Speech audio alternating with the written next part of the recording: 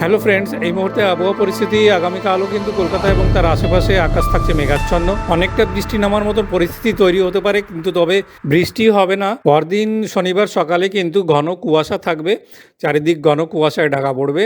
দুপুরের দিকে আকাশ কিছুটা পরিষ্কার হলেও রাত্রে আবার আকাশ মেঘাচ্ছন্ন হবে।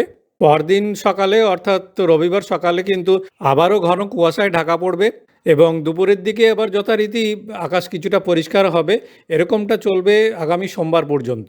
এমনটা হওয়ার কারণ হলো চীনের দিক থেকে ভেসে আসা জলীয় বাষ্প সিকিম, ভুটান, অরুণাচল প্রদেশে জমা হচ্ছে। সেখানে অরুণাচল প্রদেশে বিশেষ করে বৃষ্টির সম্ভাবনা দেখা দিয়েছে।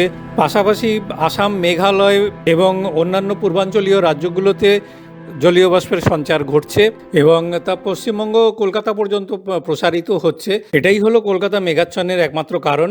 এই মুহূর্তে আবহাওয়া পর্যালোচনা তাহলে এইটুকুই।